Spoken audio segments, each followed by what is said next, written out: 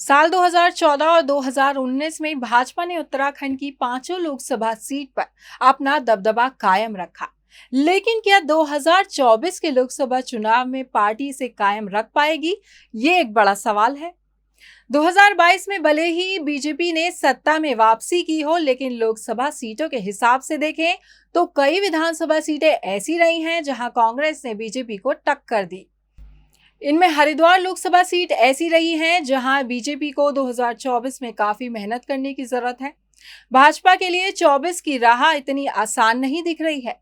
इस लिहाज से देखें तो पौड़ी सीट पर भी बीजेपी को अपना प्रदर्शन बनाए रखने के लिए खासी मेहनत करनी होगी। 2019 में बीजेपी ने उत्तराखंड में बम्पर जीत के साथ ही अब तक सबसे ज्यादा मत प्रतिशत हासिल करने का रिकॉर्ड बनाया था। मोदी लहर में बीजेपी को 60.7% वोट हासिल हुए थे, जो 2014 के मुकाबले 5% ज्यादा है। लेकिन 2024 में क्या मोदी मैजिक काम आएगा? ये भी एक सवाल है। पौड़ी सीट की बात करें तो पौड़ी गढ़वाल सीट पर बीजेपी ने जीत हासिल की। भाजपा से तीरथ सिंह रावत जीते। तीरथ रावत ने 3,02,669 मतों से कांग्रेस को हराया। कांग्रेस प्रत्याशी मनीष खंडूरी को हार का सामना करना पड़ा। तीरथ सिंह रावत को 5,06,980 वोट मिले। कांग्रेस के मनीष खंडूरी को 2,04,311 वोट मिले। ध्यान देने वाली बात यह भी है, पौड़ी सीट सैन्य बहुल्य सीट है। यहाँ सैनिक वोट ज्यादा है, जो बीजेपी के फेवर में जाती है। लेकिन अग्निवीर योजना लागू होने के बाद से युवाओं में बीजेपी के खिलाफ नाराजगी बनी हुई है।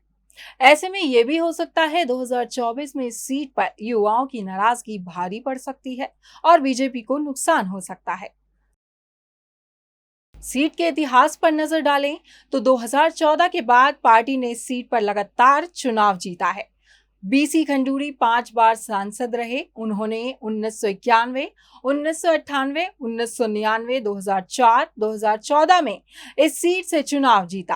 कांग्रेस इस सीट पर सिर्फ 2 बार ही चुनाव जीती। 1996 में और 2009 में सतपाल महाराज सांसद रहे। तब सतपाल महाराज कांग्रेस में थे।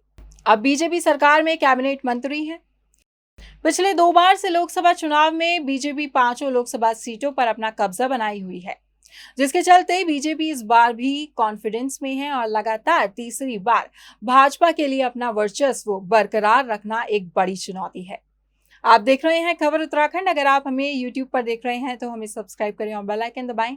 अगर आप हमें फेसबुक पर देख रहे हैं तो हमें फॉलो जरूर करें।